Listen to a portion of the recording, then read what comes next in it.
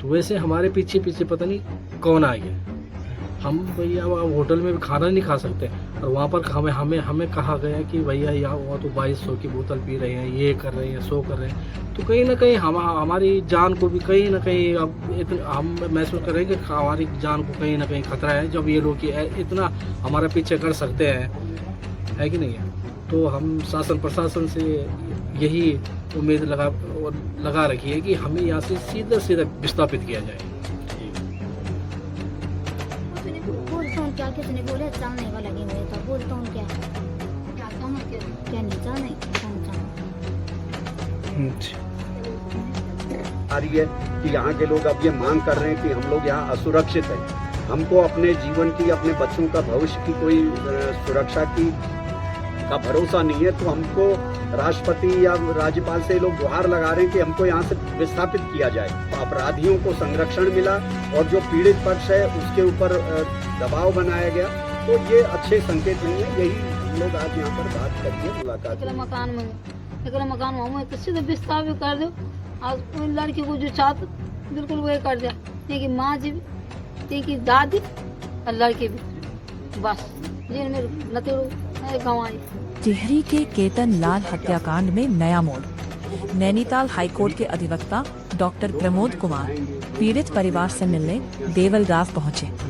उन्होंने परिजनों को SC/ST एक्ट के तहत मुआवजे, पोस्टमार्टम व फॉरेंसिक रिपोर्ट की कानूनी प्रक्रिया और चार्जशीट से जुड़ी जानकारी दी।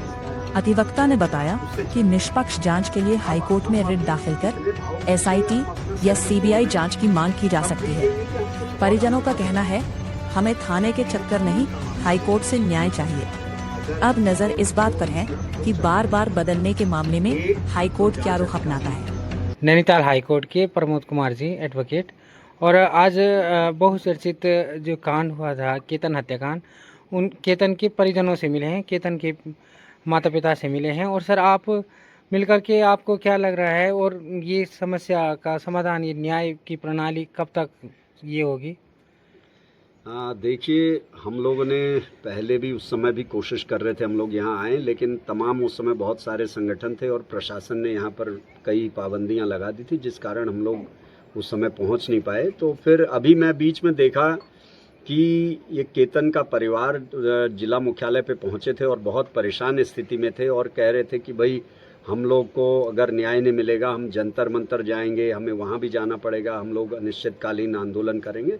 तो मुझे लगा कहीं ना कहीं कि एक तो इतना बड़ा वज्रपात जिस परिवार के साथ हुआ है, इतनी बड़ी घटना घटी है, अब वो परिवार अभी भी इतनी परेशानियों में है, आखिर उनको क्या अभी समस्याएं हैं, इनको जाना जाए, समझा जाए। इसीलिए फिर हम यहाँ पर आए, अभी मुलाकात हुई है।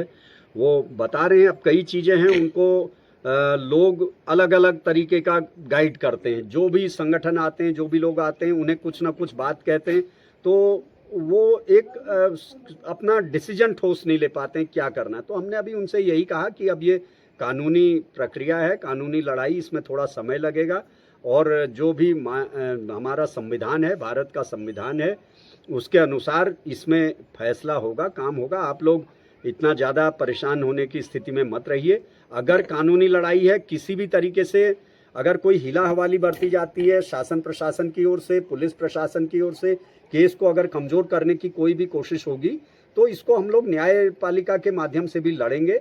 और वैसे भी पूरा जो सामाजिक रूप से उनको कोई दिक्कत ना हो, जैसा अभी एक डिमांड भी यहाँ पर अक्सर आ रही है कि यहाँ के लोग अब ये मांग कर रहे हैं कि हम लोग यहाँ असुरक्षित हैं, हमको अपने जीवन की, अपने बच्चों का भविष्य की कोई सुरक्षा का भरोसा नहीं है। तो हमको राष्ट्रपति या राज्यपाल से लोग गुहार लगा रहे हैं कि हमको यहाँ से विस्थापित किया जाए। तो इतनी भय की स्थिति आ गई है, तो ये सरकारों को भी देखना चाहिए, ये राज्य सरकार की जिम्मेदारी है। और एक समाज का जो मेहनतकश तबका है, जिसने हजारों साल से इस उत्तराखंड को बनाया है, आज वो अपने ही राज्य में, अपनी ही भूमि पर, जो यहाँ का मूल निवासी समाज अपने को असुरक्षित महसूस करने लगा है, तो ये जिम्मेदारी सरकारों की है। और ये सरकारों के ऊपर प्रश्न चिन्ह होता है कि इन सरकारों ने कानून व्यवस्था इतनी ध्वस्त कर दी है कि जो मूल निवासी उत्तराखंड का है, वो अपने को अपने गांव में, अपने घर में असुरक्षित महसूस कर रहा है। तो ऐसा क्यों है, और इसका तत्काल निराकरण होना चाहिए। ये केंद्र सरकार को भी इसमें पहल करनी चाहिए, राज्य को भी, तभी ये समाज बचेगा, ये देश बचेगा, ये राज्य बचेगा। नहीं तो आने वाले समय में यहाँ पे स्थितियाँ बहुत खराब हो रही हैं। अगर यही लचर व्यवस्था रही और जो अपराधियों को संरक्षण मिला और जो पीड़ित पक्ष है उसके ऊपर दबाव बनाया गया, तो ये अच्छे संकेत नहीं है। यही हम लोग आज यहाँ पर बात क्यों नहीं करेंगे। रहना चाहते हैं आप यहाँ, क्या कारण है? रण ही निचान की बहुत भारी भयभीत हो गई हैं, बच्चे स्कूल भी नहीं जाना हैं।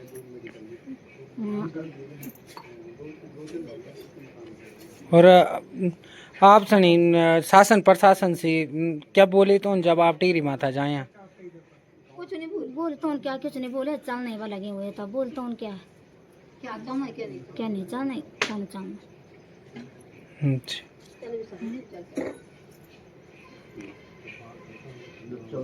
आप केतन के पिताजी हैं और आज इनके घर में हाईकोर्ट के वकील डॉक्टर प्रमोद कुमार जी आए हैं और इन्हीं से बात करते हैं कि आपको इस मामले में कहाँ तक न्याय मिला है, शासन प्रशासन ने आपको कहाँ तक ये दिया है, मतलब शासन राहत दिया आपको? देखो, पहले मैं तो बहुत बहुत धन्यवाद करना चाहूँगा आप लोगों का, जो आप लोग इतने दूर से यहाँ तक पहुँचे हैं। और मैं ज़्यादा क्या कहूँगा इस मामले में। देखो, अभी जो कार्रवाई चल रही है, अभी हमें 60 दिन और 90 दिन का समय दिया गया है और ज़्यादा मैं क्या बोलूँ इसमें। जैसे कि आपके घर में आज हाईकोर्ट से वकील जी आए हैं, डॉक्टर प्रमोद कुमार जी। जी, मैं हाँ। बहुत बहुत धन्यवाद करना चाहूँगा उनका भी। जी, विस्थापित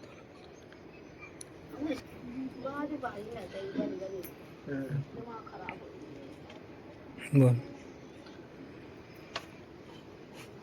देखो, हम तो क्या बोल रहे हैं यहाँ पर। देखो, अब हमारे तो यहाँ पर आपने जैसे देखा होगा कि परसों हम वहाँ नेटेरी में थे और नेटेरी में जब हम वहाँ कोर्ट में गए, वहाँ से चंबा गए, तो वैसे हमारे पीछे पीछे पता नहीं कौन आ गया।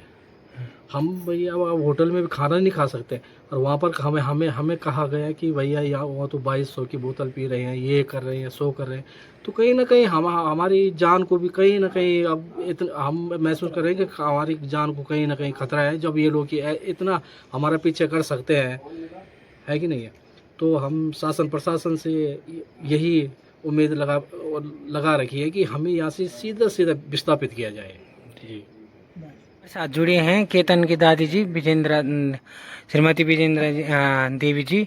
और केतन की दादी बताएगी क्या कि अभी तक क्या इनको क्या राहत मिली है शासन प्रशासन से, पुलिस प्रशासन से, और इनको कैसा माहौल बना रखा है इन लोगों ने। मेरे बच्चे खाल, मेरे एक बच्चा, मेरे बच्चे खाल बहुत मौला बन गई। हमें एकला मकान में आए, एकला मकान में हमें तो सीधे बिस्तार भी कर दो।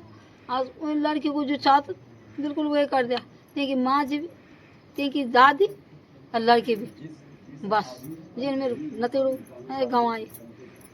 अब कुछ नहीं कोई हुआ, हमारा मौला बने हैं।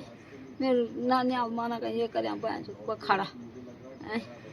मैं रणू एक चांद नहीं, बस हमें बिस्तार भेजो, बस हमारे बस के रणू नहीं, हमारे एक मकान एक लेवा, बस हमारे बस रणू नहीं। सपासे की बात, हम तो भयभीत हो गए, बस बहुत भयभीत हो गए, बस रणू नहीं और हम उसके बाद नाम दे दिया है, सभी जानते हैं, जिससे वो निकृष्ट मानते हैं सबको, छोटे को भी। वो हमारे बीच में तो बोलते हैं ये है, ये वो है, लाना है, लेकिन बोलते हैं एक नाम से ही है तुम। हाँ, एक मोटी भाषा। तो हमने उसको बदला है और हम इसको 93 से लेके अभी तक कर रहे हैं।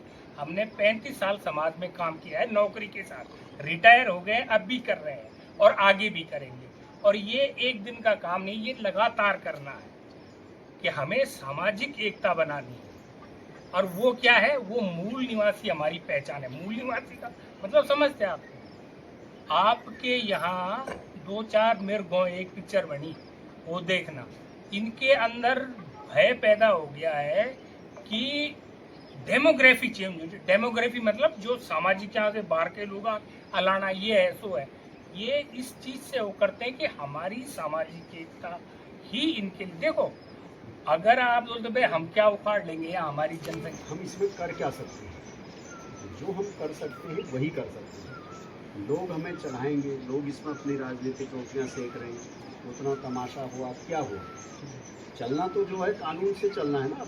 अब ना आपके हमारे हाथ में है ना, अब तो जो कोर्ट में जो प्रोसीजर है, जो संविधान में व्यवस्था है, जो वो है उससे चलेगा। अब हम अभी कितने भावुक होके हम अपना सिर भी फोड़ दें, तब भी ये नहीं कि हम कुछ और अनोखा कर देंगे। अब वो कानून का मामला हो गया, कानून के अनुसार है। अगर सोचो दो इसमें अब 2 चरण बचे हैं। एक जो जांच अधिकारी है, सीओ कर रहा होगा जांच, सीओ कौन है? ठीक है। अब अगर वो एक डिपेंड करता है सीओ पर कि सीओ कैसी जांच करता है, वो क्या बयान दर्ज करवाता है, कैसा चार्जशीट फाइल करता है, कैसा नहीं। एक लड़ाई यहाँ पर। दूसरी जो बात चलेगी फिर चलेगी कोर्ट में। दूसरा डिपेंड करता है जो न्यायाधीश है, सरकारी वकील है। अब आपके केस को सरकारी वकील वहाँ पर वो करेगा, उसके बाद जज फैसला देगा। अब हम इसमें भावनाओं से कुछ नहीं होना।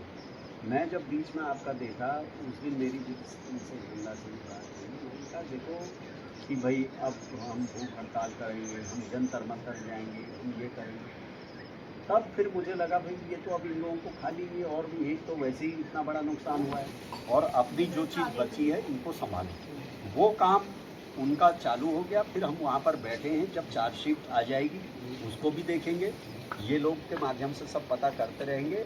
अब ये चलेगा टिहरी में। टिहरी में कई एडवोकेट्स हैं, टिहरी में बहुत अच्छे हमारे एडवोकेट्स हैं। हाँ जी हाँ। उन सब से हम बात करेंगे कि इस पर आप लोग निगरानी रखिए और अगर हो सके तो आप लोग एक काम कर सकते हो, टिहरी में एक तो आपका सरकारी वकील होगा और 1-2 जो अपने वकील रख लो अलग से, जो उसमें साथ में खड़े हुए। एक वो हैं वहाँ पर, हम उसको राजनीतिक उसमें भी ले आ सकते हैं, कुछ हमारे वो भी होंगे। तो उस चीज को हम फोल्ड में लेके हम लगातार इसमें काम कर रहे हैं कि धीरे धीरे आगे वो चल रहे हैं। हमने काम किया, कोई बोले भाई तुमने किया तो क्या किया, किया दिखा। हम फिर भी ड्रॉप आए, हमने उस ड्रॉप से क्या लिया, सबक लिया, लिख लिया कि हम किस कारण से गए। हम उस कारण पे भी क्या करते हैं, अपना रिसर्च करते हैं, उसका उपाय ढूंढते हैं। 2 ही चीज है, कारण है, कारण का उपाय है, दुख है, दुख का कारण है, कारण का उपाय है। बुद्ध भी यही बोलते हैं, है ना, निवारण उसका हमें करना है। नमस्कार आपको। बस मैं ये बोलना चाहूँगा कि बस हम बच्चों की बहुत बेहत हो गई हैं और हम एक रण चाहना नहीं, हमको बहुत खतरा हो गई। मेरे पति के लिए बहुत खतरा हो गए। हम एक रण चाहना नहीं बा। कन चाची तुम क्या कोलियों का था, यहाँ कोली पुजारी था। अब आज वो सब भगा दिए गए, वो कर दिए गए। कारण क्या हुआ, ये समाज संगठित नहीं रहा, इसने अपना इतिहास नहीं जाना और वो लोग संगठित होते हैं। उनको अगर एक को मारना भी होता तो कई लोग मिल के मारते हैं। एक बच्ची का बलात्कार भी अगर वो करते हैं तो कई लोग मिल के करते हैं, ताकि कोई फंसता ही नहीं है फिर उसमें, और हम अकेले लड़ने चल देते हैं।